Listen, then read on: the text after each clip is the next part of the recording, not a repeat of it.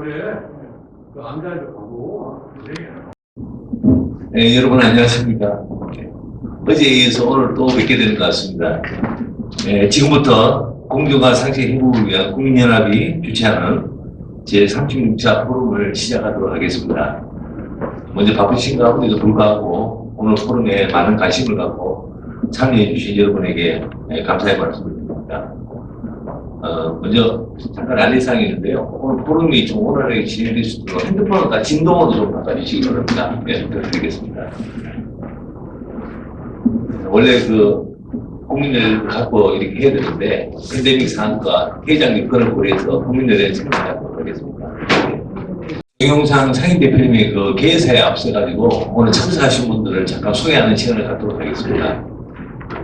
호명되신 분은 자리에서 일어나 인사해 주시고 앉아 계신 분들은 박수로 환영해 주시기 바랍니다. 먼저 참석자 소개에 앞서 오늘 발제해 주실 이영일 회장님을 잠깐 소개해 드리겠습니다.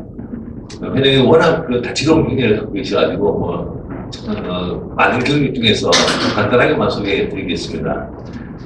회장님께서 서울대학교 물리과대학 정치학과를 졸업하셨습니다. 그리고 일본 츠쿠바 대학교 외국연구원도 하시고, 그리고 광주 혼합대학교에서 명예법학 박사학위를 받으셨습니다. 정치 분야와 그다음에 행정부 경력이 다채로운데요. 그 중에 일부만 소개해드리겠습니다. 정치 쪽에서는 11대, 12대, 15대 국회의원을 역임하셨고요. 특히 12대 국회에서는 국회 문교공무위원장을 역임하셨습니다. 그리고 통일부 재신인 국토통일원에도 근무하시면서 통일연수원장, 교육무실장을 역임하셨습니다. 그리고 지금 과거에 한중문화협회 회장도 역임하셨습니다. 이영희 회장님을 소개할 테니까 다 박수로 좀 환영해 주시기 바랍니다.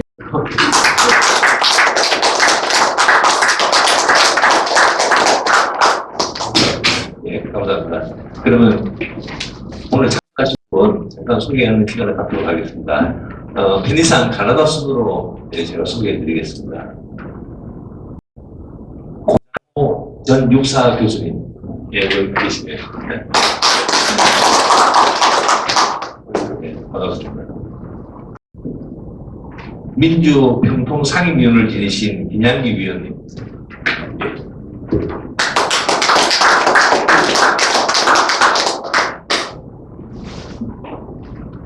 살기 좋은 부산광역위원회 상임대표면서 부산광역시 정책본부로 계시는 김원 부원님.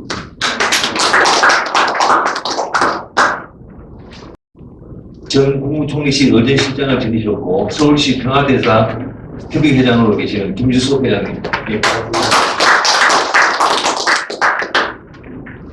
전 ROTC 중앙회 사무총장을 역임하신 김창길 부장님.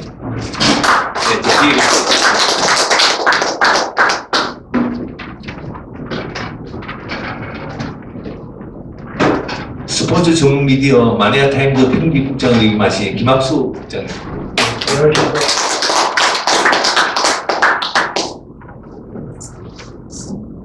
여기 앞에서 사진 찍고 계시는데요.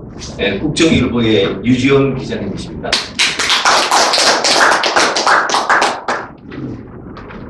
전 건국대학교 부총장을 역임하셨고 지금 현재 건국대학교 명예교수로 계시는 문흥한 교수님.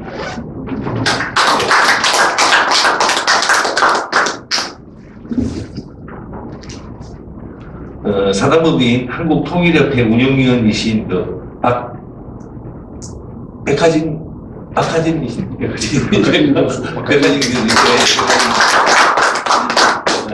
제가 헷갈렸습니다.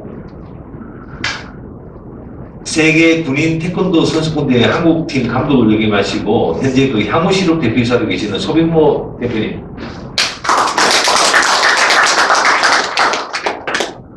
소 대표는 항상 빠지지 않고 참석해 주시는 고마우신 분입니다.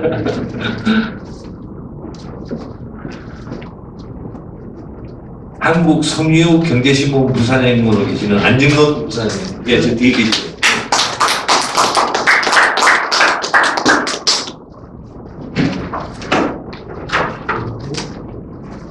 이영수님 오셨습니까? 아, 예, 예.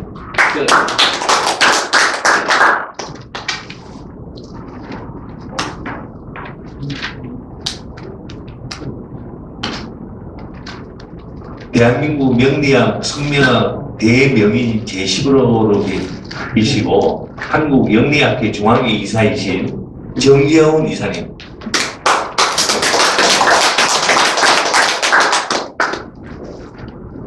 (130) 학군단 총동문회장이신 주지만 회장님.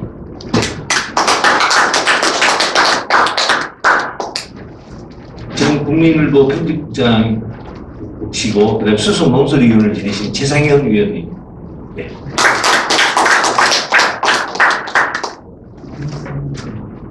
내외 매일뉴스 편집국장이시고 한국문화상품연구소장에 계신 최인석 소장님.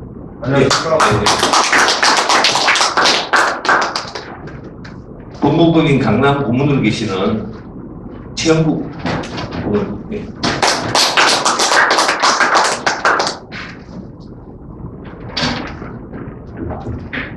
지명부인데요. 공정과 상식 광주 전남본부 전략기획 운영위원장으로 계신 우홍준님. 네. 고맙습니다. 공정과 상식 사무처로 꾸준히 다 하고 계시는데요. 신한대학교 글로벌 통상연구소 소장으로 계신 김보익 교수님. 저는 사회를 맡고 있는 이승렬이라고 합니다. 반갑습니다. 끝으로 저희 공정과 상식 국민연합의 상임 대표이신 정영상 교수님 소개 드리겠습니다. 안녕하십니까. 잠깐만요. 제가 중간에 좀 빠진 분이 계셔가지고 지금 다시 한번. 김성주 교수님 안 계시죠? 네. 된 것 같습니다. 그리고 저기 우리 정영전 대표님 오셨네요. 늦게 소개해드리겠습니다. 예. 교수님 잠깐 모시고 계속 듣도록 하겠습니다. 예. 네, 함께해서 반갑고 감사합니다. 오늘 36번째 포럼인데 제 35차까지 맥없이 포럼을 열 수 있도록 늘 마른 땅에 물을 부어주듯이 여러분들께서 사랑을 베풀어 주심에 대해서 진심으로 감사의 말씀을 드리면서 오늘 제 36차 포럼의 귀한 자리에 임석하신 대울로 선배님, 후배님, 그리고 동료 여러분 정말 고맙고 감사합니다. 지난 5월 21일 무너진 공정과 상식, 파괴된 법치 시스템, 법치주의의 회복을 기치로 내걸고 공정과 상식 회복을 위한 국민연합이 창립되어서 지방에서는 지방 지역 현안에 대해서, 그리고 서울에서는 주로 포괄적인 국가 현안에 대해서 이슈 중심으로 포럼을 통해서 정책과 그리고 어떤 법제적 문제점들을 확인하면서 그 개선 방안을 찾는 그런 작업들을 계속 해왔습니다. 오늘 제36차 포럼에 이르기까지 다양한 장르에서 실사구시적인 제안을 하면서 반듯한 대한민국, 선진 대한민국을 세우기 위한 노력을 여러분들과 함께 해왔습니다. 내일이면은 눈 대신 비가 내리고 강에 얼음이 녹아서 물이 되어 흐른다는 절기 우수이죠. 추운 겨울은 지나가고 봄을 맞이하게 되었음을 알리는 절기인데도 오늘 아침까지 몹시 추웠습니다. 또다 나는 봄기운처럼 싱그러운 마음으로 미래의 반듯한 대한민국을 재건축하기 위한 우급 충정으로 우리는 공정과 상식의 깃발 아래 지금 함께하고 있습니다. 아직도 매서운 추위가 몸을 움츠리게 합니다. 우리나라를 둘러싸고 있는 외교 현실이 바로 이러한 한기를 느끼게 하는 것은 아닌지 모르겠습니다. 특히 중국이 국제 질서 속에서 외교적 관리를 무시한 채 주권 국가인 대한민국에 대하여 정치, 경제, 외교, 문화, 역사 뭐 등등 전방위적으로 국제 질서, 즉 공정과 상식에 반하는 그러한 협박적 성격의 그런 무례함을 서슴없이 범하고 있는 것은 참으로 자존심 상하는 일입니다. 이럴 때일수록 국민 통합을 통한 당당한 외교, 실리 외교, 균형 외교, 국익 우선 외교를 펼 수 있는 역량을 구축해야 할 것입니다. 박비향이라고 하는 그 보사성어가 생각나는 지음입니다.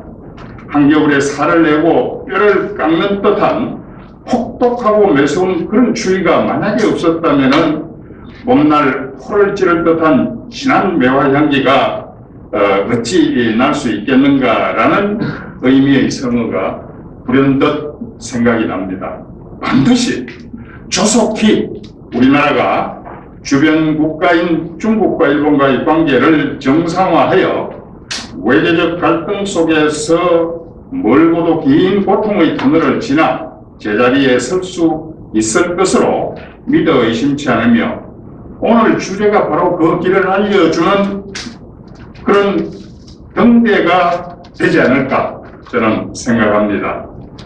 오늘 포럼에서는 학창시절 4.19 혁명 지도자로서 독재에 항거하며 민주주의 수호를 위해 싸웠고 세계 현대사상 최단기간에 민주화와 산업화의 기적을 이룬 대한민국 현대사의 주역으로 당신의 존재 그 자체가 한국 현대사의 모본이라고 자리매김된 국가 원로이자 정치인이자 중국 전문가이신 이영일 전 의원님을 모시고 시진핑의 중국 모험과 한국 외교의 방향이라는 주제로 포럼을 열게 되었습니다.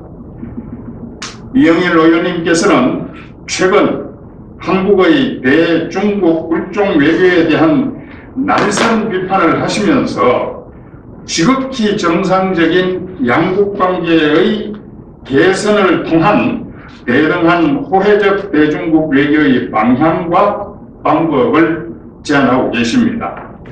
세계 질서의 그리고 한중 관계 그런 어떤 현실을 직시하여서 대한민국의 국격에 걸맞는 품격 있는 외교 관계를 정립하여서 자주국가의 명예와 자존을 회복하는 길을 여는 의원님의 진단과 제안은 가히 대한민국 외교지평의 도약을 위한 경이로운 이정표가 될 것입니다. 오늘 중국을 잘 알고 우리의 현실도 잘 파악해서 대중국 관계를 정상화하는 데 우리 모두의 마음을 모으는 그런 소중한 기회가 되기를 희망합니다. 이 자리에 함께한 귀한 여러분 진심으로 존경하고 사랑합니다. 감사합니다. 한국 날씨에도 불구하고 이 모임을 위해서 수고하시는 우리 정영상 박사님과 특히 공정과 상식 회복을 위한 국민연합 여러분들에게 진심으로 경의를 표합니다. 오늘 저는 이 앞에 지금 글씨에 나와 있습니다만은 제가 저 파워포인트를 잘 할 줄 몰라서 그냥 요양문만 USB에 쳐왔는데 이렇게 또 잘 비춰주는데 저에게 크게 구애받지 않고 제가 그냥 말씀으로 말씀드릴까 생각합니다. 지금 요새 방금 우리 저 정영상 박사께서도 말씀하셨습니다만은 공정과 상식의 회복이 가장 필요한 나라가 나는 중국이라고 생각합니다. 이 공정과 상식을 완전히 무시해서 지금 전 세계인의 적으로 변해가고 있는 시진핑의 중국을 보면서 바로 그런 주자를 우리 공정과 상식 회복을 위한 국민 포럼이 시작한다는 것에 대해서 굉장히 저는 감명있게 생각합니다. 지금 잘 알다시피 지금 재밌는 현상, 우리 주변에서 가장 큰 현상이 앞으로 한국과 한국이 어떻게 중국을 상대로 할 것이냐, 과연 공조를 할 수 있느냐. 얼마 전에 정덕구 박사는 한국 외교의 미래라고 한 책을 통해서 극중지계를 발표했습니다. 어떻게 하면 중국을 극복할 것이냐. 근데 제가 보니까 극중지계는 제가 생각할 때는 좀 어려워요. 어떻게 하면 중국과 한국이 공존할 수 있느냐 하는 공존기계가 더 맞을 것 같은데, 왜 제가 그런 생각을 하면 워낙 우리나라의 국력의 차이가 큽니다. 우리 알다시피 우리 한반도는 지금 세계 랭킹 12도 갈 때 있고 7위도 갈 때 있고 11위도 가는데, 어떤 날 보면은 어떤 날 통계에서는 러시아보다 총량 GNP가 앞섰다가 가타됐다가 하나 밑으로 내렸다, 이 정도의 국력을 가지고 있습니다만은, 그렇기 때문에 한국이 지금 동남아에 있다면 굉장한 강국입니다. 또 유럽에 가더라도 굉장한 강국이죠. 그런데 이 동북아시아에 있는 한 우리는 영원히 강국 반열에 들어갈 수가 없습니다. 왜냐하면 비대칭적인 크기로 우리나라도 가장 큰 미국, 또 인구가 가장 많은 중국, 땅이 가장 넓은 러시아, 그 다음에 세계 경제력이 큰 일본, 이 4대 강국의 배탈적으로 둘러싸여 있는 지구상의 유일한 국가가 우리 한국이기 때문에 전부가 다 이 비대칭적인 힘 속에서 우리가 어떻게 살아가야 할 것이냐. 참, 그러나 그러한 상황 속에서도 지정학적인 분리를 극복하고 5,000년 동안 우리가 아이덴티티를 지키면서 살아왔다는 것 자체가 우리 한국 현대사의 과거의 한국 역사의 기록입니다.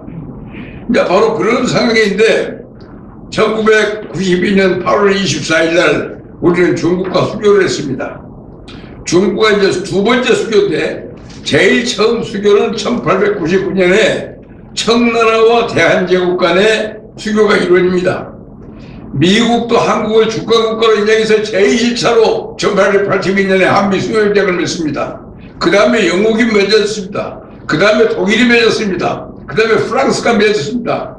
서양의 각국들이 전부 다 대한제국을 승인했는데도 끝까지 한국을 속박으로 해서 수기를 않다가 결국 열강의 압력이 밀려서, 또 결국 청일전쟁, 러시아 청일전쟁에 패배한 이후 열세 속에서 도리 없이 대한제국을 중국과 대등한 국가로 만드는 조약이 1899년, 그러니까 1882년에 한미 수교조약이 맺은 후로부터 꼭 얼마입니까? 1899년이면 벌써 17년 지난 후에 겨우 제일 마지막으로, 그러니까 강대국 반열에 있던 국가 가운데 제일 마지막으로 한국을 승인해놨다가 중국입니다.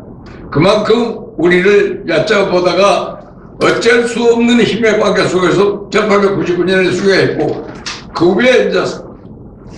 후에는 중국 대륙이 공산화된 이후에 주구장막에 둘러싸여 있는 동안에 우리 한중관계는 없었다가 1892년도에 처음으로 한중 간에 다시금 수교가 이루어집니다. 이게 제2차 한중 수교죠. 그런데 이제 문제는 1882년에 미국과 우리가 수교할 때도 그렇고 지금도 마찬가지입니다만, 조공 바치지 않고 책봉 바치지 않고 아주 정당한 국가로 인정받는 역사는 서구라파가 가져온 서구라파의 전통입니다.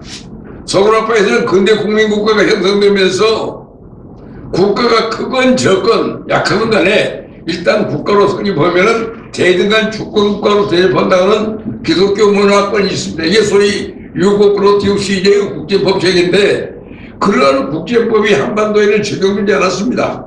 중국을 중심으로 세워놓고 중국이 천자고 나머지는 제후국가로 해서 전부 다 중국 천자로부터 임금으로 책봉이 되고 국호도 받고 그래야만이 나라 행세를 할 수 있는 소위 조공체계가 동북아시아의 국제질서였는데, 그게 1882년에 아편 조약의 중국이 아편 전쟁에서 지고 중국이 영국에 굴복하는 조약이 남병조약인데 남병조약을 체결함으로 해서 완전히 중국이 서양 국제법 질서에 끼게 됩니다.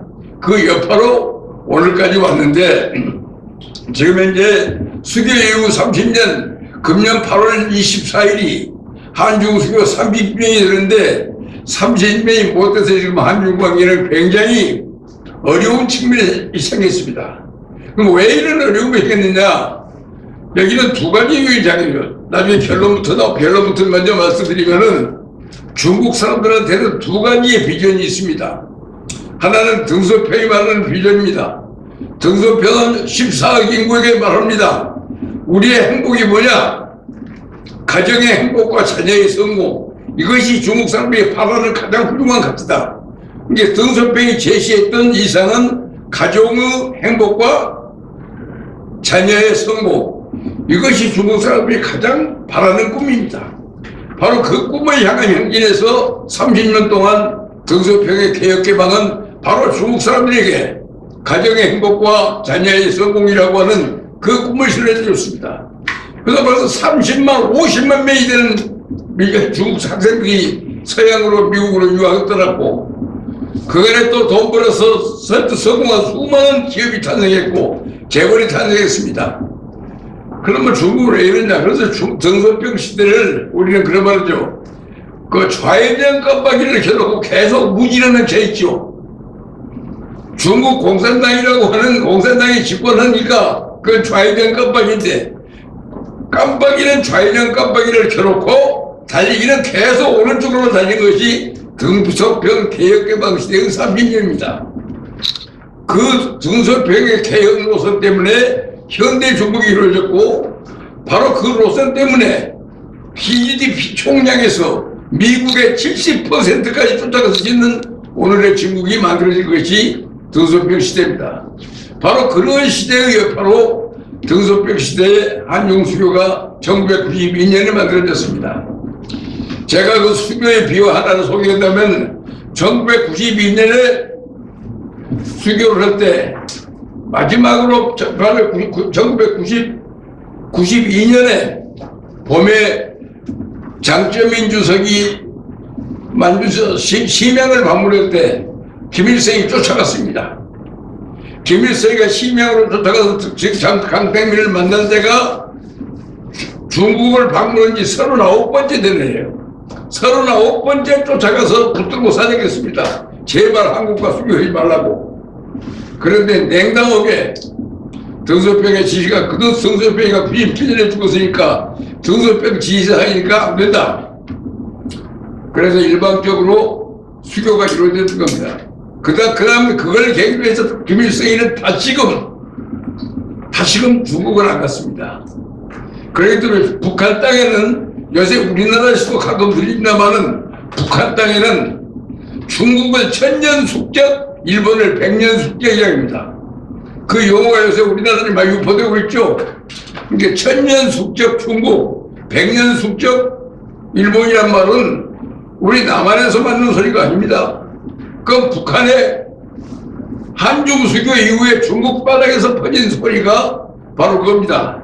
근데 그게 나는 그 말이 북한에서 나왔지만은 우리도 애용해도 괜찮을 만큼 한중 관계의 현실을 아주 제대로 설명하고 있는 표현이다. 저는 그래 봅니다. 그래서 이제 그런 등소평은 그런 꿈을 가지고 있었는데 시진핑은 미국 GDP의 70%에 해당되는 국력이 성장하니까 시진핑이가 집권 딱 하면서 유명한 연설입니다. 이제 세계 역사는 동쪽이 승하고 서쪽이 기운다. 동승서강이다. 그리고 이건 100년 만에 처음으로 시세의 운세와 시운이 전부 중국으로 향하고 있다. 그리고 우리는 그래서 동승서강이다. 동쪽이 올라가고 서쪽이 내려치차겠다. 바로 이 하늘이 준 기회를 우리는 놓쳐서는 되지 않는다. 그런 유명한 연설입니다. 그리고 하는 말이 이제 2010년을 기점으로 해서 중국의 총량 GNP가 일본을 넘어섰다. 일본을 따라잡아서 G2가 중국이 되었는데 경제력이 커져서 G2가 되면은 우리의 사고방식도 G2에 걸맞는 생각, G2에 걸맞는 행동, G2에 걸맞는 외교를 해야지 우리가 G2에 있으면서도 과거의 후진국처럼 강대국에 눈치만 보는 그런 나라는 안 된다. 그렇기 때문에 힘을 기를 때까지 음지에서 중국의 발톱을 내보이지 못한다는 소위 도광양에다가는 등수평의 외교로서를 우리는 거기에 더 이상 매여서는 안 된다. 이제 도광양이라고 하는 중국의 등수평의 외교를 버리고 우리도 세계 정치에 나가서 활발을 한다. 이게 소위 유소 자규입니다. 유소. 일이 있으면 뛰어나가서 뛰자. 이 유소 자규를 불렀던 거예요. 그리고 분발위. 우리가 화날 때는 당당하게 주장을 해야겠다. 그러니까 도광양이라고 하는 등수평의 외교로서는 완전히 튀었고 이제는 유소 자규, 분발위라고 하는 새로운 구호를 외치면서 중국의 새로운 비전을 내세웁니다.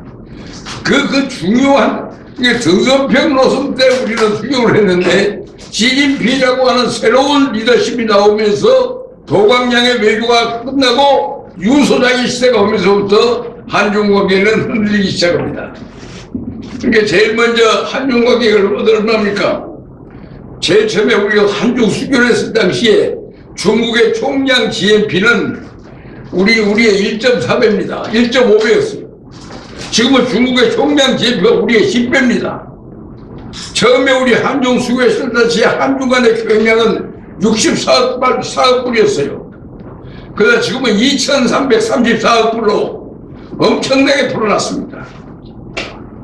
그래서 미국과 우리 교역하던 총량 1,700억 불, 아니 1,400억 불, 일본과 교역하던 그 총량 640억 불, 거기에 유럽 한 30억 불 합쳐도 한중 양국의 거래량이 미국, 일본, 유럽과의 교역량을 합쳐서 더 많아졌습니다. 그렇기 때문에 우리나라에서는 안보는 미국이지만 경제는 중국이다. 소위 안미 경중이라고 하는 그런 소리가 우리나라에 화전히 보내졌잖아요. 안미 경중 시대입니다.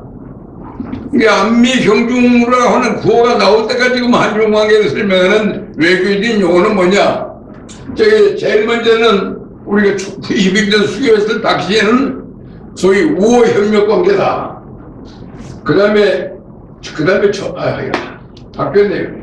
전면적 협력 동반자 관계라는 것이 이제 김영삼 대리는 전면적 협력 동반자 관계였고, 그 다음에 21세기를 향한 협력 동반자 관계는 김대중 때부터도 했고, 그 다음에 전략적 협력 동반자 관계라는 단어가 제일 먼저 나온 것은 이명박 때 나왔고요. 그 다음에 전면적 전략 협력 동반자 관계라는 소리는 이제 노무현 시대에 나왔다가 그게 계속 박근혜 때까지 계속되고 아직까지 그대로는 있습니다. 그런데 저 뜻의 이비를 아는 사람은 내가 한중문화협회 총재하면서 14년간을 지금 중국을 왔다 갔다 했습니다만은 동반자 관계가 갖고 있는 의미를 제대로 설명하는 학자도 만나본 일 없고 우리나라도 전문가가 없습니다. 그건 중국만이 쓰고 있는 외교용어지 아는 사람이 없어요. 그러니까 자기네들 멋대로 붙이는 겁니다. 근데 이 동반자 관계는 동맹관계와는 전혀 다릅니다. 의무도 없고 책임도 없습니다. 그러니까 중국이 자기네들의 비호에 맞을 때는 프랑스와는 지금 건설적 동반자 관계예요. 그 사람들이 용어를 자꾸 붙입니다. 건설적 동반자 관계, 예술적 동반자 관계. 그런데 전면적 협력 동반자는 것도 순서도 번지도 없어요. 그러면 또 미국과도 수행력적 협력 동반자 관계입니다. 그렇기 때문에 저 용어는 중국이 대외적으로 하는 심리적 용어지 그 구체적으로 그 뜻을 한 것은 중국 공산당의 지도부 외에는 잘 모르는 소리입니다. 그런데 이제 제일 중요한 것은 2010년에 하여간 중국, 일본 경제가 약해지면서 중국이 추월을 하는데 2008년 세계 금융위기를 계기로 해서 중국이 바짝 올라치면서 일본이 중국한테 총량을 개칩니다. 그게 굉장히 중요한 시로탄이요. 이제 아시아에서 일본을 눌렀으니 이제 나머지는 미국만 누르면 된다 하는 그런 목표를 가지고 나오는 거예요. 근데 제일 중요한 것은 왜 그러면 중국이 컸느냐. 등소병 외교가 다른 겁니다. 등소병 외교가 우리가 힘을 잃을 때까지는 절대로 우리의 발톱을 보이지 말고 다른 나라와 싸우지 말고 우리 밥이나 먹자. 우리가 먹고 살아야지. 지금 모 대통령 때 문화 대혁명이 일어났습니다. 대약진 운동이 있습니다. 이게 모 대통령 시대의 대약진 운동, 반우파 투쟁, 문화 대혁명을 통해서 얼마나 사람 죽은 줄 아십니까? 대약진 운동 때 4천만이 죽었습니다. 그러면 유럽에서 히틀러가 유태인 600만 죽였죠. 그걸 홀로코스트라 해서 전 세계가 지고 옵니다. 근데 홀로코스트가 중국 때리면서 몇 개 만들었어요. 8배가 맞는 홀로코스트가 8번 일어났는데 중국의 그 대재난에 대해서는 홀로코스트라는 단어를 안 씁니다. 왜? 계획적으로 살리는 게 아니잖아요. 정책 실패의 결과로 그렇게 됐지. 그러니까 계획적으로 살리는 것은 홀로코스트입니다. 유태인을 전자가스에다 집어가고 죽였잖아요. 그건 홀로코스트인데 이건 정책 실패로 몇천만이 굶어 죽어버렸잖아요. 지금 현재 우리나라 진보운동권의 리더했던 이영이라는 교수는 파백인과의 대화에서 어마어마한 거짓말을 합니다. 인민공사라는 게 뭐냐? 녹색 공장에서 일하는 프롤레타리아, 중국의 낡고 인수에 젖었고 생산력이 없는 바로 그런 농민들을 녹색 공장에서 일어나는 노동자를 바꾸고 이 인민공사라고 하는 유명한 연설을 파백인과 대화에서 이영이가 썼어요. 그런데 인민공사가 얼마나 나쁜 놈이었고 인권유리 되는가를 밝힌 것이 이번에 송복 교수의 아들이 쓴 송복 교수라는 송재민 박사가 지금 캐나다 맥마스터 대학의 교수입니다만은 그분이 쓴 책이 지금 3권이 나와 있는데 2권이 나왔어요. 슬픈 중국이라고 하는 책이 있습니다. 그게 1956년부터 1960 문화혁명 대혁명 직전까지 쓴 책이고 그 다음에 문화혁명이 끝날 때까지 쓴 책 제2권이 며칠 전에 출판이 됐습니다. 그러니까 그 책을 뭐 서문부터 끝까지 빠짐없이 있는데 그렇게 짰습니다. 그 책을 보고 나면 인민공사가 이거 얼마나 반인민적인가 했는데 그걸 직접 가서 인터뷰도 하고 방문도 해보고 이런 거 전 돌아다니면서 연구를 해가지고 썼는데 중국을 한 번도 가본 일도 없고 중국말도 못하는 일본 좌익들의 책을 베끼는 것이 파라지와의 대화를 이영희 책인데 그게 오늘 진보의 가장 큰 이론가죠. 진보의 대부입니다. 우리나라 586들이 알고 있는 중국은 이영희가 알고 있는 중국이지 송재일가 알고 있는 중국이 아니다 그래요. 그러니까 완전히 한국한 지식들을 갖고 앉아서 중국과를 가지고 있기 때문에 바로 그 중국과를 바로 지지하면 안 됩니다. 그러니까 시진핑이가 말하는 건 사고와 태도를 바꾸자 했는데 우리도 이제 진짜 중국을 향하여 우리의 사고와 태도를 바꿔야 합니다. 그래서 하나 던져내기 쉽죠.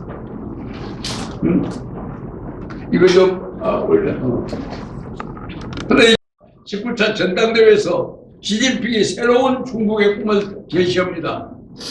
그게 뭐냐면 2025년까지 제조 분야, 그러니까 로봇, AI, 인공지능 또는 인터넷 모든 분야에서 모든 첨단 산업에서 중국이 제조업의 1등 국가가 되겠다 하는 게 제조 중국 25라는 거 2025년까지 하겠다는 것을 발표합니다. 그 다음에 2035년이 되면은 첨단 산업과 복지 수준에서 세계에서 선도국가로 중국의 팔자를 고치겠다. 먹고 사는 형편이 달라지는 것을 팔자가 변한다 그러죠. 중국에 이제 팔자를 고치겠다는 거예요. 그 다음에 2049년 중화인민공화국이 탄생했던 1949년으로 뜨고 100년 되는 2049년에는 세계 최강의 사회주의 현대 강국을 해서 세계의 패자가 되겠다. 이런 원칙을 갖고 있어요. 난 속으로 그 19차 전당대회를 보면서 저렇게 시간표까지 발표해도 될까? 저 미국이 가만 안 있을 텐데 나 사실 굉장히 걱정했어요. 토강량에 포기하고 미국을 따라잡겠다 그러는데 미국이 용납해 줍니까? 지금 미국 덕분에 중국이 오늘날 현대 강국이 된 겁니다. 중국 사람들의 꿈이 가정의 행복과 자녀의 성공이라고 하는 비전을 제시한 등소표이라면은 전 세계가 중국을 좀 돕자. 중국을 가난해서 벗어났고 그래서 세계무역기구에 집어넣어줬잖아요. 세계무역기구에 들어가서 각종 무역 특혜를 다 받는 결과 그 상계에 밟고 근면하고 배고픔을 벗어나가는 그 14억 인구를 발동을 그러니까 가장 빠른 시일 내에 지금 미국 GDP의 70%까지 쫓아왔잖아요.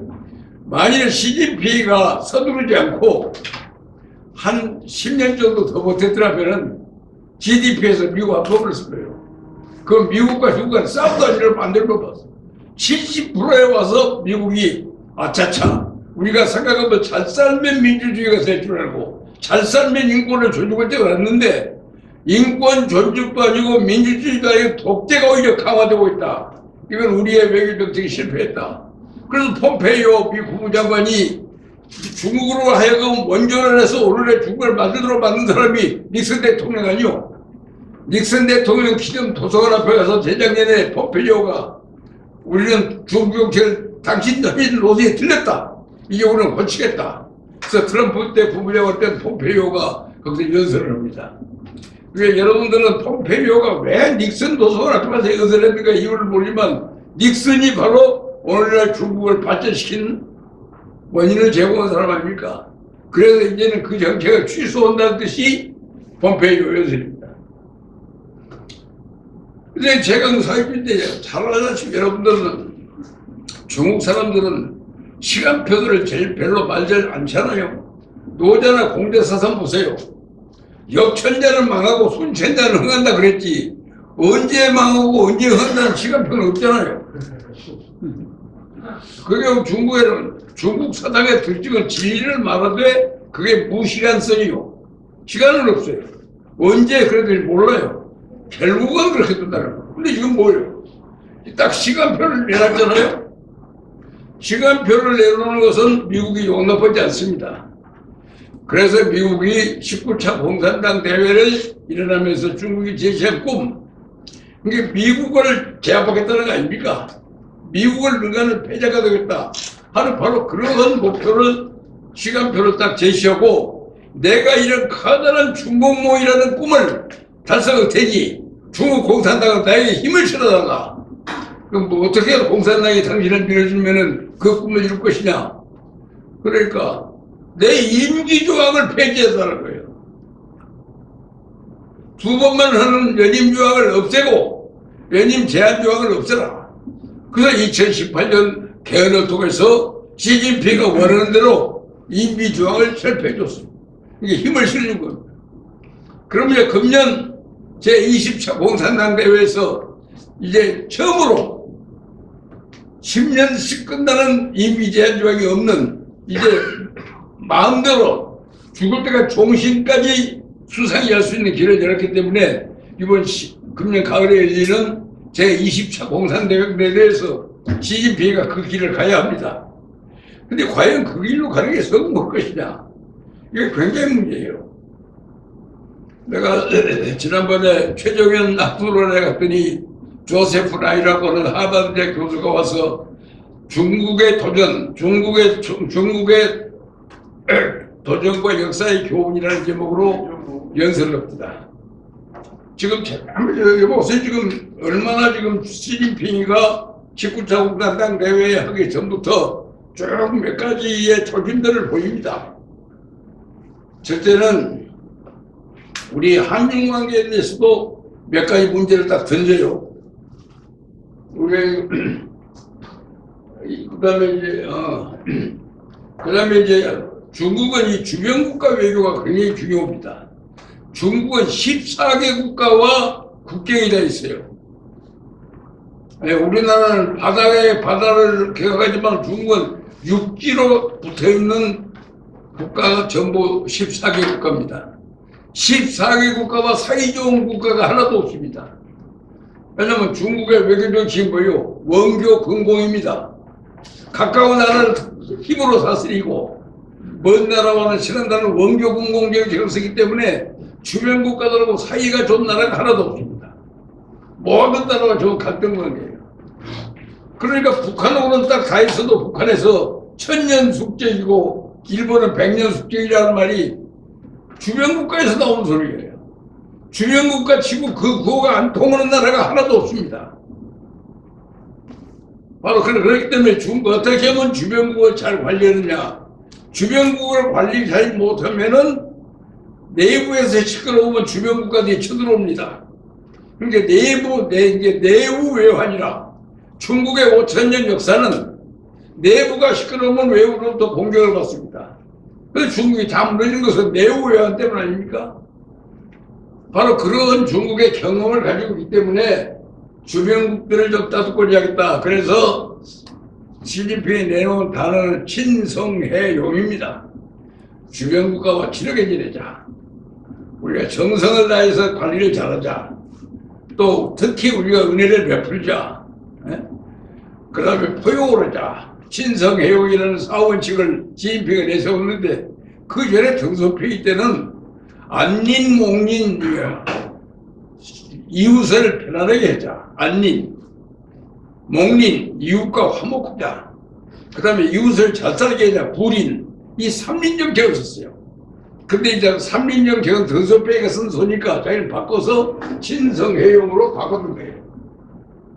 그 다음에 두 번째 중요한 것은 시카를 아세아 지역에 있어서의 교류와 신뢰 건설을 위한 국제회의가 시카 총회가 있는데 시카 총회에서 유명한 소리예요. 아세아 집단 안보를 시진핑이 제안합니다. 2015년이죠. 뭐냐면 아세아의 안보 문제는 미국이 빠지라고 해요. 중국이 알아서 하겠다.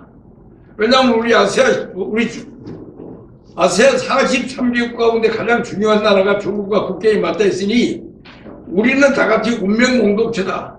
그러니까 내가 멍석을 까낼 테니 우리가 이 안에서 협력하자. 이게 아세아의 패자가 되겠다는 뜻이에요. 과거에 어느 중국 지도자도 그런 말 한 번도 안 해봤는데 시진핑이가 그렇게 나옵니다. 그러니 미국이 근데 거기에 27개국이 가입했는데 거기에 노무현이가 가입을 했어요. 그리고 이제 그러나 27개국에서 공동성명 발표한다니까 거기는 한국이 빠졌습니다. 왜냐면 미국을 반대한다는 소리 눌러놓고 서명해놨다가는 나중에 귀사대이 말지 모르니까 빠졌죠. 멋모르고 가입을 했다가 나중에 도장 하나 찍었어요. 근데 그런 시진핑 외교가 됐는데 시진핑이가 들어오면서부터 몇 가지 이제 우리와의 관계가 점점 껄끄러워진 것은 2010년에 있는 천안함 사건입니다.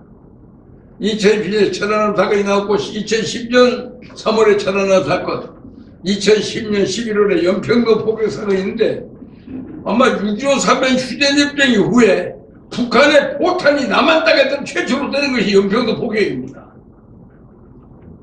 가장 중요한 안보 휴전협정 위반인데 양쪽은 자제하라 그랬고 그 양비론을 비면서 중국이 양쪽은 자제하라. 또 천안함 사건에 대해서 우리 입장 듣지 않고 더 조사해봐야 한다는 식으로 나와버리니까 이제 안보 문제에 대해서 우리가 가지고 있던 중국에 대한 의심이 구체화됩니다. 그러니까 한미 동맹, 한미 상호 방위조약은 동맹입니다. 중국과는 전략적 협력 동반자국인데 안보 문제에 대해서 안보 가치관을 한중 양국이 공유하지 못하는 한 전략적 협력 동반자국은 것은 하나의 허구에 불과한 겁니다. 이게 안보 가치관을 공유하지 않는 무슨 동반자관계 그건 무효입니다. 결과적으로는 천안함 사건이 우리를 굉장히 얕잡아오는 결정했는데 그게 굉장히 기분 나빴지만은 왜 넘어갔어요. 그 다음에 이제 의전상에 굉장히 중요한 문제가 하나 생겼습니다. 의전이 뭐냐면 국가 대 국가 간의 의전인데, 박근혜 대통령이 대통령에 취임하니까 중국에서 유명한 누구야? 중국에서 당저신이라고 하는 유명한 외상이에요. 굉장히 거물입니다. 그 거물이 특사로 박근혜 대통령이 북한 특사로 한국으로 왔어요. 나도 그날 그 접견 행사에 나갔었죠. 그리고 광주도 오셔서 내가 보시관이 있고 그런데. 그러니까 이제 결국 박근혜 대통령은 이제 고맙다고 시진핑한테 특사를 보냈잖아요. 답방을 하고. 그때 김무성 의원을 특사로 보냈어요. 이제 김무성 씨가 특사로 가고 대통령 특사는 대통령과 동계입니다. 그러니까 시진핑이 앉을 때 중국 가면은 시진핑이 앉았으면 그 옆에 대등하게 앉는 거예요. 그래서 대화를 하는 거예요. 거기까지만 해도 그때까지가 한국을 대등한 주권국가로 부르는 마지막은 아니었어요. 2016년 문재인이가 대통령 당선된 후에 우리나라 특사로 여러분이 잘 아는 이해찬 의원이 특사로 갔습니다. 딱 특사로 가니까 나란히 앉은 좌석을 안 주고 그 밑에 성장들이 앉은 좌석에 앉혀줬어요. 이제 제후급으로 대접하는 거예요. 자기는 천자고 이건 제후다. 근데 더 재밌는 것은 노영민이라는 사람이 이제 중국 대사로 와가지고 대사 끝나고 신임장 재정으로 나오는 그 방명록에 글을 씁니다. 거기다 뭐라고 쓰줄 아세요? 만절필동이라. 만절필동이라는 것은 옛날에 주나라 시대에 주나라는 봉건제를 실시한 나라입니다. 주나라 천자에게 수많은 제후들이 충성을 멸색해 쓰는 것이 만절필동이요. 화가가 10,000번 구부러지더라도 항상 동역을 흐른다. 우리가 여러 가지 갈라져 살지만 결국은 중국 천자한테 충성하겠다. 그게 만절필동이요. 근데 우리 노영민이가 거기다 뭐라고 썼어요? 만절필동입니다. 이게 만절필동이라고 쓰는 놈한테는 제후급 대접해줘야지 왜 대등하게 대줍니까? 그러고 이해찬이가 한 단계 밑에 이영일이도 나란히 앉았는데 한중문 앞에 정도도 나란히 앉아본 일이 있는데 내가 부진타오라 다 나란히 앉았습니다. 그런데 이게 대통령 특사가 왜 많이 그때부터 이게 시진핑 2기가 시작되면서부터 시진핑은 완전히 사라에 변해버린 거예요. 의전상으로도 한국을 바라보고 눈이 다 해버렸어요. 그런데 그 한국에 또 보냈습니다. 우리 또 존경하는 2017년에 문재인 대통령이 정상회도 한다고 중국을 가가지고 시진핑 대통령은 남경 학살 현장에서 기념식 하는데 거기를 내모로 타임도 안 맞고 가고서는 이틀간을 혼자 수행원들하고 같이 조대에서 혼자 밥만 먹었으니 그게 유명한 혼밥 사건이에요.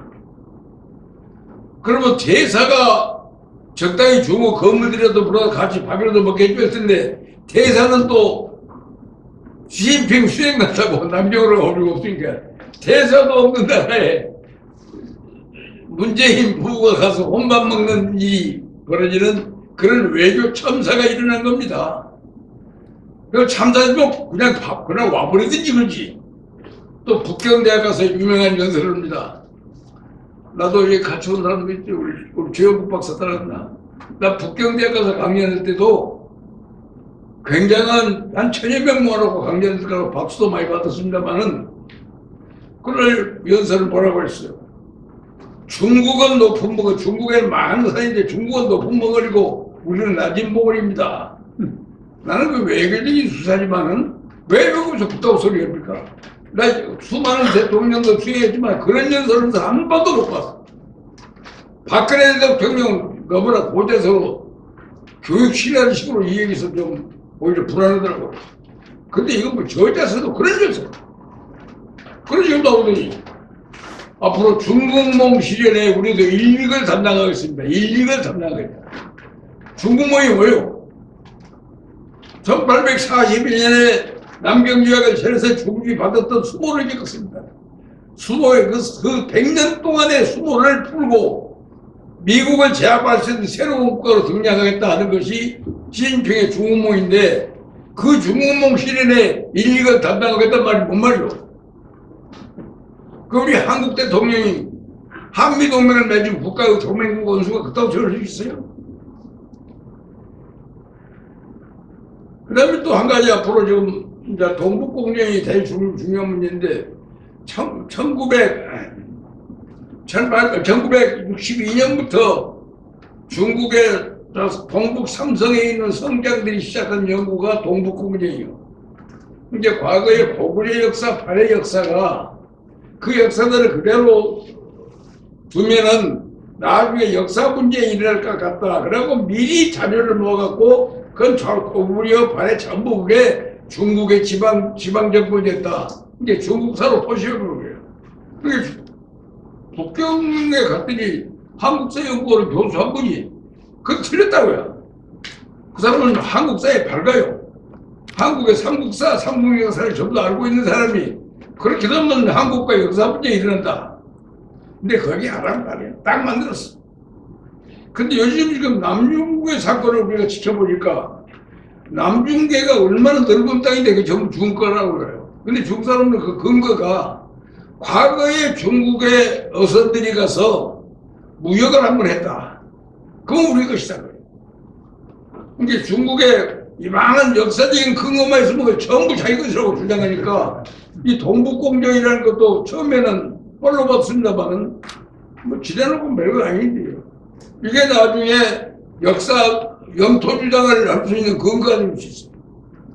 그게 제일 재밌는 것은 원나라가 쳐들어갔던데도 원나라도 중국 거니까 원나라는 누가 만들었습니까? 만주족이 만들었죠. 몽고족이 만들었잖아요. 원나라가 쳐들어갔던 영토도 자기 것이고 청나라가 쳐들어갔던 영토도 자기 것이고 그렇기 때문에 전부 중국 거라는 거예요. 영토 팽창 자유가 그렇게 많아요. 우리 6.25 사변은 바로 그해 9월달에 모태동 군대가 티베트 공격에서 지금 변명했지 않습니까? 그리고 티베트가 자기 거라고 그래요. 그리고 자기 것일 뿐만 아니라 중국 고유의 영토라고 주장합니다. 그 사람들이 무슨 모든 영혼은 고유의 영토예요. 왜 동북공정이 지금 나오잖아요. 이번에 또 동계올림픽에서 한복 입고 나와서 춤추는 거 보세요. 그러니까 이제 동북공정을 이제 간판을 고쳤어. 문화공정으로. 그러니까 한국에 있는 모든 문화가 중국으로 말미암아 이루어지기 때문에 전부 중국 것이다 그래요. 한중 조류의 역사를 돌아보니까 중국 것이 전부 건너가가지고 한국에서 뿌리 내리고 그에 자치게 일본으로 건너갔으니 한국의 모든 문화는 중국 문화다. 왜냐면 지금 한류가 떠가지고 완전히 중국을 제압하니까 거기에 대한 열등의식이 문화공정으로 표출되고 있는 거예요. 바로 그러한 문제가 우리 앞으로 또 나올 문제예요. 또 사드 문제만 하더라도 사드는 잘 아시다시피 어디까지냐 이것은 한국의 안보 상위한 국내 조치입니다. 한국이 사드를 갖다 한미협력에서 사드를 배치하건 말건 이건 철저히 내정에 관한 문제입니다. 내정 불가사의라는 건 국제법의 가장 통단한 문제입니다. 그런데 내정 불가사의인데도 불구하고 사드를 배치했다고 해서 사드에게 땅을 빌려준 롯데백 가족을 완전히 중국에서 박살내버리고 거기다 지금 한한령을 내려서 한국의 수많은 문화예술인들 중국 방문 전부 차단해버리고 또 관광객을 차단해버리고 자기네들이 한국 아니고는 구할 수 없는 반도체만 통제를 않고 자기네들한테 필요한 것은 열어주고 당장에 필요하지 않은 것은 전부 다 차단하는 것이 지금 사드에 대한 보복입니다. 이게 무슨 놈의 친성해요이고 이게 무슨 놈의 전략적 협력 동반장입니까? 그렇게 한중공에는 현재 구호만 있지 친성해요이라는 중국 주재국에 대한 외교 원칙도 한국에 적용되지 않고 있고 전략적 혁명 동반자가 이런 것도 하나의 형용사로 사라져버렸지 우리한테 아무 이익이 없잖아요. 그런데 우리나라에서는 지금 전략적 혁명 동반자 국가인데 어떻게 미국만만 따라갈 수 있냐? 그래서 한미동맹과 동반자관계를 통일시하려는 게 문재인의 지금 대중국 외교다고 해요. 이건 맞아요. 근데 제일 중요한 것은 지금 중국의 외교가 전략 외교라는데 월프라고 해요. 싸우는 늑대 전략 외교입니다. 지금 그렇기 때문에 뭐냐면 남중국해라는 그 땅을 일방적으로 점령하고 베트남 영토는 베트남이 반대도 점령하고 필리핀 영토는 필리핀이 반대도 점령하고 막 힘으로 밀고 들어가서 내 것이라고 밀고 주장하는 겁니다. 이제 헤이그 핵상설 국제재판소가 중국은 권리 없음 이렇게 판단을 했음에도 불구하고 헤이그 국제법을 받아들이지 않고 있습니다. 중국. 그게 국제법을 무시하는 외교를 우리는 전략 외교라고 해요. 근데 중국이 안 지키는 거예요. 자기들한테 유리한 것을 지키고 불리한 것은 전부 다 거절해요. 이 전략 외교가 지금 나오기 때문에 결과적으로는 이 전략 외교로부터 미국이 붙은 것이 남중국해라는 것은 남중국해와 말라카 해협이라는 것은 이쪽으로 나오는 모든 배가 통하는 길인데 이 남중국해를 중국이 지배해버리고 난다면은 앞으로 우리 중동으로부터 보는 석유를 어떻게 가집니까? 전부 다 중국한테 신고하고 통행 허가를 받아야 거라죠. 그게 이건 말도 아니다. 그래가지고 미국, 프랑스, 영국 이해관계 있는 모든 국가들이 전부 다 남중국해에 대한 중국의 조치를 받기 시작합니다. 그 남중국에 대한 국제법을 거절하면서부터 중국에 대한 세계의 시각이 달라지고 시진핑의 중국이 결국 세계의 적으로 변해가는 거 아니에요. 그래서 지금 미국이 이제 더 이상 중국을 용납하지 않겠다. 그러니까 중국공산당이 창당 100주년을 기념하는 7월 1일 날 중국을 괴롭히고 중국을 협박하는 사람은 만리장성 같은 강철로 머리를 쪼개버리겠다고 하는 유명한 시진핑의 연설이 지난 작년 7월 1일 날 있었어요. 그런데 지금 뉴욕타임스의 신문은 제목이다. 바로 그 7월 1일이 미국의 WTO 세계무역기구에 중국을 가입시켜가지고 중국을 오늘날 발전시킬 수 있는 50주년 기념일이기 때문에 중국이 미국한테 감사해야 되는데 대가통을 쪼개버린다고 하는 그런 연설이 말이 되냐고 저 뉴욕타임스에 그게 재밌겠어요. 그러니까 중국을 개방해서 발전시킬 토대를 만들어준 그 기념일이라는 날을 중국 공산당이 역사에 대해서 보복하는 날로 선포했던 것이 7월 1일. 이게 같은 7월 1일 사건에 대한 미국과 서방 측의 보는 시각이 근본적으로 다르다는 거예요. 그래서 이제 중국은 그러면 중국은 이제 더 이상 키워서는 안 되겠다. 더 이상 키울 뿐만 아니라 이걸 견제해야겠다. 그런데 재밌는 것은 소련과 미국과의 관계가 그것과 달라요. 과거에 소련과 미국이 냉전할 때는 소련은 소련 블록끼리만 거래를 했지 미국과는 거래한 게 없어요. 자유진영과도 거래 안 했습니다. 근데 중국은 WTO 멤버이기 때문에 전 세계가 지금 거래하고 있죠. 전 세계가 거래로 손을 보는데 중국을 견제하려고 보니 정치적으로는 견제가 가는데 사업 없는 사람이 어떻게 마음대로 됩니까? 그래서 소련처럼 딱 봉쇄시킨다는 것은 중국은 불가능했어요.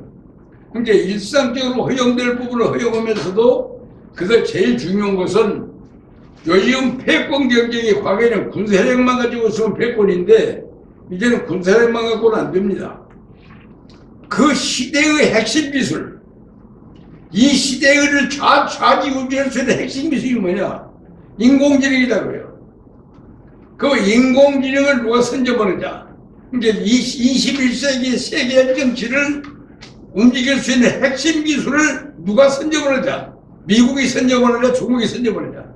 그래서 이 기술 싸움으로 미중 지금 대결은 시작됩니다. 그래서 지금 미국이 철저하게 지금 중국을 견제하고 나섰어요. 견제는 뭐냐면 미국에 온 유학생들이 전부 다 기술을 빼간다고 해요. 지적 재산은 도망간다. 그래서 보니까 미국에 처음에는 당연히 유학생들을 장학금도 주고 다 해서 이러다가 생각지가 안 되겠다. 그래서 중국 국가정보법을 보니까 중국 정보법을 보니까 해외에 나와 있건 국내에 있건 간에 모든 조선 중국 고민은 중국 정부의 요구에 필요한 지식과 정보를 제공해야 한다 하는 의무가 부과되어 있어요. 그러니까 미국에 와 있는 중국인은 전체 중국이 미국 입장에서 스파이다 거예요. 그래서 FBI의 레이 국장이 미국에 와 있는 모든 중국의 지식인, 학생 전부가 다 이것은 스파이다. 그래갖고 유학생 못 들어온다. 지금 유학 못 갑니다. 중국의 간부들 중국 여행 통제합니다. 그리고 공산당 강력을 가진 사람들은 전부 다 직장에서 내모입니다. 그리고 중국 공산당 탈당하는 사람, 미국에 있어서 탈당하는 사람은 중국 정부에다가 신고를 합니다. 나는 공산당에 탈당하겠습니다. 그러면 탈당계를 접수하면 그걸 바로 중국 쪽으로 보내버려요. 그 조치가 끝난 사람은 한국에 살려줘. 미국에 살려줘요. 그리고 철저하게 인적인 차단 작업이 이제 미국에서 했는데 그 하루에 1,100 건씩을 하고 있다고 지금 FBI의 레이 국장, 크리스토퍼 레이 국장이 얼마 전에 기자회견에서 밝혔어요. 지금 그런 식으로 미국이 기술 차단하고 있고, 대학 교수들 천인교육이라고 해서 중국에서 한 1,000명의 외국 과학자들을 비싼 돈으로 팔아요. 우리 현대 중국업에 있는 현대 무슨 연구원에도 매일같이 편지옵니다. 월봉 얼마씩 주겠다 오라고. 전세계에서 기술을 빼가는 거예요. 그래서 그걸 지금 차단하는 것이 미국 정부가 하고 있는 가장 중요한 일이고. 그 다음에 이제 대만 방어, 대만. 홍콩처럼 대만이 무너지면 안 된다. 그래서 대만 좀 보호조하고. 그래서 대만의 또 굉장한 분쟁이고 그래. 또 남중국의 분쟁이 있죠. 대만 문제가 있지. 또 일본에 지금 싱가포르 또 다오이다오라고 하는 동중국의 섬에서 좀 분쟁이 일어났기 때문에 일본이 열받고 있는 거고. 그래서 지금 동아시아 전체가 지금 중국과의 관계에서 갈등고 있는데 가장 요새 우리가 방심하는 게 뭐냐면은 대만에서 싸움이 나면은 중국 입장에서는 대만을 설사 중국이 전쟁에서 인당에서도 아마 몇백만 죽을 거예요. 사람 전쟁 따면은. 그 중국 통일에도 별로 재미가 없어요. 또 대만을 공격하다 보면 반드시 미국과 충돌하게 됩니다. 그러니까 미국과 직접 충돌을 피우면서 중국의 목적을 달성하는 방법이 뭐냐 하다 보면은 대리전쟁 장소로 가장 좋은 데가 한국이에요. 김정은이를 펌프질해서 김정은이가 시끄럽게 하고 남북한이 붙도록 하는 거. 그러면 미국은 중국은 빠지면서 자기네들의 정책 목적을 달성하는 겁니다. 그렇기 때문에 이제 역사적으로 대리전쟁 장소 로일전쟁도 전쟁터는 한반도였습니다. 청일전쟁도 전쟁터는 한반도였습니다. 중국이나 일본이 전쟁터가 선 일 없어요. 러시아와 일본이 전쟁터는 전부 다 한반도입니다. 그렇기 때문에 한반도의 지정학적 위치는 대리전쟁으로 쓰기에 아주 좋은 장소가 그렇기 때문에 우리는 대만의 위협이 시끄러워도 그걸 남은 나라처럼 보지 말고 이게 한반도로 대리전쟁의 불똥이 뜰 것이냐 안 뜰 것이냐 이걸 연구하는 것이 우리 안보정책 연구의 핵심 과제예요. 그걸 모르면 안 됩니다. 결국은 이제 삼불 합의라고 사드 다닌다고 현 정부에서 나온 게 미국 사드를 추가 배치 않겠다. 중국한테. 그 다음 미국의 미사일 협정에 우리가 가입하지 않겠다.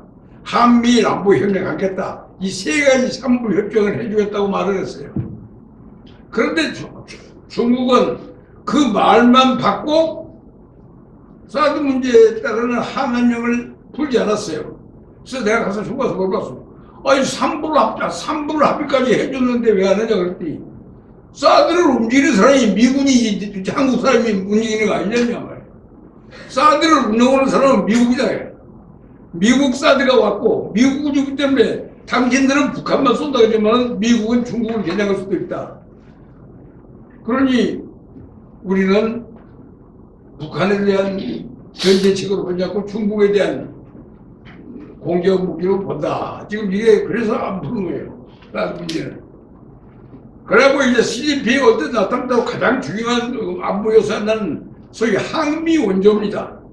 항미 원조가 미국에 대항하고 초선을 지원한다는 것이 1950년 10월 달에 모태통이가 한국전에 참전하는 명분이었어요. 그게 항미 원조요.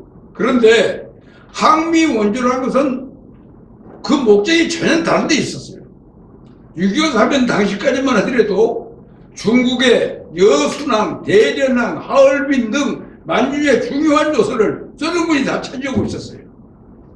그래 모태통이 스탈린 만나가지고 한국전에 참전해서 미국을 퇴치시킬 테니 그 대가로 하얼빈 여순 대련에 있는 소련군을 퇴출시켜서 만주를 중국 집에 보내달라.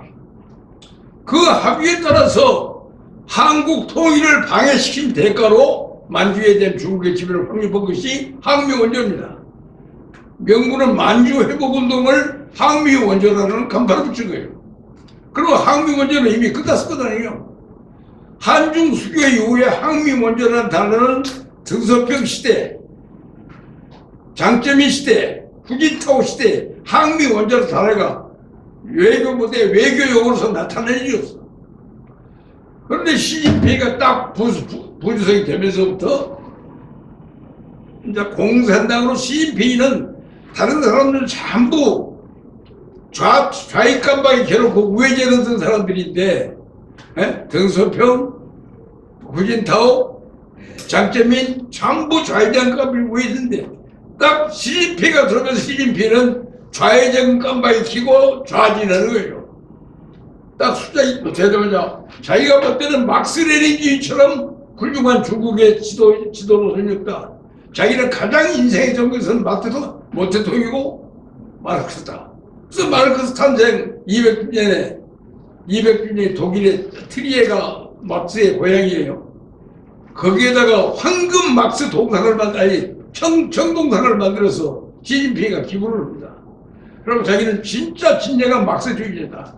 그래서 막스주의자로서 본질을 그냥 그대로 나타내요. 그 노선에 따라서 다시금 항미 원조로 들어오는데 지금 아까 제가 제일 모두에 얘기했습니다만 두 가지 비전. 100년 전에 한을 풀어서 위대한 중국을 만들겠다 하는 중국몽과 가정의 행복과 자녀의 성공이라고 하는 등소평에 의해서 어느 것이 중국 사람한테 인기가 있겠습니까?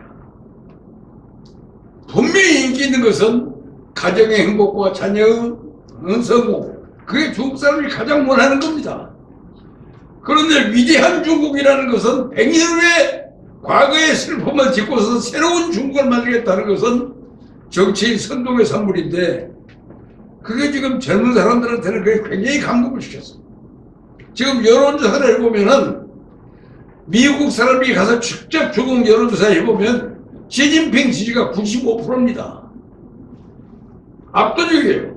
이제 중국 정부의 여론조사가 아니라 미국에서 간 여론조사입니다. 그런데 그 사람이 여론조사 결과를 발표하면서 뒤에 꼭 붙이는 말이 있어요. 100%가 나와야 할 텐데 왜 95%밖에 안 나왔는가 모르겠다고요. 왜? 중국의 지금 모태통의 힘의 원천이 세 가지가 있습니다. 하나는 인민해방군입니다. 중국의 인민해방군은 당의 군대지 국가의 군대가 아니에요. 우리는 국군이죠. 중국 인민해방군은 당의 군대지 국민의 군대가 아닙니다. 그 두 번째는 알리바바다 뭐 다 뿌려버린 거예요. 그러니까 지금 전국에 퍼져가요. 이건 뭘 의미하냐면 중국 내부에서 가장 강력한 저항 세력은 등소평 지지 세력이 시진핑 세력에 반대하는 거예요. 또 두 번째로 가장 약점인데 이거 말들은 않습니다만은 내가 조사해 보니까 중국 공산당이 정권 잡은 이후에 중국에서 돈 번 사람이 누가 돈 벌었어요? 공산당만이 돈 벌었어요. 그래 공산당들이 돈을 벌면은 우리나라 돈 번 거 지금 삼성이다 뭐다 몇 개 있지만은 이 사람들이 돈 벌면요 보통 돈 번 게 아니야. 몇십 조씩 갖고 있는 부자들이야. 어디다 적어옵니까? 중국의 건설은행처럼 농업은행에 중국 4대 은행이 전 세계에서 제일 큰 은행인데 중국은행이라 저거 못해요. 시진핑한테 걸리니까. 전부 걸리겠어. 지금 미국에서 갑자기 그 얘기하는 거예요. 부자들이 전부 다 미국에 영향하고 스위스에 외국에다 다 영향했는데 서방과의 관계가 나빠져서 그 돈을 못 찾게 되잖아요. 그럼 거기 되는 거예요. 평생 모은 재산이 다 날아가는 거예요. 그렇기 때문에 이 사람들은 그런 말은 못하지만은 자꾸 우리 미국과 사이좋게 지내자. 미국과 사이좋게 지내자. 서방과 사이좋게 지내자. 그래서 경제 활성화를 위해서 제발 고립노선을 펴자고 겉으로는 점잖게 말하지만은 그게 무언의 힘으로 등서평 노선으로 복귀해야지 시진핑한테 달아넘길 수 없다 하는 그 엄청난 압력이 지금 시진핑에 가지고 있어요. 그렇기 때문에 이 투쟁에서 누가 이기느냐? 등서평이 제시하고 있는 가정의 행복과 자녀의 성공이라고 하는 비전이 이기느냐? 아니면 100년 전에 영광을 표시했다는 조국몽이 이느냐? 이게 몽파냐? 형편, 이게 꿈의 파냐? 몽파라고요, 몽파. 몽파이라고요. 이제 새로운, 이제 우리 이런 파들, 소위 등서평으로서는 두 사이의 싸움에서 아마 그 승부가 났는데, 내 개인적으로 보면 등서평 파들이 이길 가능성이 상당히 있습니다. 그러나 현재에서 가장 유리한 고치는 시진핑한테 있지만은, 근데 지금 아까 내가 말했지만 그 방주와 주국이라는 사람은 시진핑을 굉장히 미련한 놈으로 봤는데, 내가 보면 시진핑을 이렇게 미련을 같지는 않은데, 저도 여러 번 만났어요. 그래서 내가 오늘 마무리를 했는데, 한중간에 제일 어려웠던 문제는 이 사드 문제로 굉장히 우리가 할때있는데, 이번에 윤석열 후보가 필요하다면 사드를 우리 돈으로 구입하겠다고 그랬어요. 그 말이 뭐냐면 이제 사드를 우리가 구입한 우리 군인들이 직접 운영한다. 그러니까 우리는 중국을 겨냥하지 않고 북한만 겨냥하겠다. 그걸 약속한다는 뜻이에요. 그래서 두 번째, 이번에 포린 아페스에 보셨어요? 나 이번에 포린 아페스를 나는 정기 구독자인데 딱 보니까 윤석열 씨가 쓴 글이 올라왔대요. 거기 아주 잘 썼, 정말 잘 썼어요. 하여간 그걸 읽으면 미국 사람들이 그건 한국에 대해서 불안하게 생각했던 게 싹 없어져버렸어요. 첫째, 한미일의 안보협력의 중요성, 전략적 중요성을 나는 인정하겠다. 일본과 양자관계는 함부로 말 못하니까 여러 가지 깊이 생각하지만은 한일 관계가 갖고 있는 군사 전략적 중요성은 나는 평가한다. 다 썼습니다. 그리고 한미동맹이라는 게 또 군사협력에 국한되는 동맹을 이제 하지 말자. 이제 한미동맹을 키워서 전자, 안보, 위생, 환경, 과학기술 모든 걸 포괄하는 동맹으로 한미동맹의 포괄성을 넓히자. 그렇게 이제 했고, 앞으로 미국, 인도, 영국, 인도, 호주가 주관되고 있는 쿼드의 워킹그룹에 우리 한국도 참여해서 기술협력에 같이 동조했다. 벌써 이번에 그 포린 아페스에 발표된 논문 한 편이면은 미국 사람, 일본 사람, 동아시아의 모든 문제를 한꺼번에 다 해결해버린 거예요. 대통령 당선되면 안보상의 우려는 없어지는 거예요. 이번에 글 정말 잘 썼어요. 왜냐면 바로 그게 우리 국민들이 원하는 거예요. 그 말 한마디 하니까 보수세력들은 전부 보수세력의 리더가 누군가 증명되어 버렸잖아요. 사드를 구입해서 필요하다면 재배치한다는 그 말 한마디로 윤석열이는 한국의 자유민주주의 파들의 보스가 될 겁니다. 또 원자력 발전을 하겠다는 공약 하나로 한국의 자유시장경제주의들의 보스가 되어버린 겁니다. 그래서 일자 공약 논쟁에서는 대외정책은 이번에 포린 아페스에 발표한 논문으로 또 대내적으로는 사드 문제를 공론을 함으로써 윤석열 씨가 이제 대한민국의 보수정의 리더로 대처를 방향 국민적인 공감대는 확장되겠다고 봅니다. 앞으로 중국이 공정과 상식의 단어로 바꿀 때까지 이 중국에 대한 우리의 워치. 그리고 우리는 중국을 이길 생각은 하지 마세요. 어떻게 하면은 조공 안 바치고 주권국가로 대접받으면서 공존할 것이냐. 바로 그 방향을 모색하는 겁니다. 극중지혜가 아니라 공존지혜를 우리는 찾아낼 줄 압니다. 뭐 내가 두서없는 말로 잘 들으지 못했습니다만 이것으로 제 말씀을 마치겠습니다. 고맙습니다.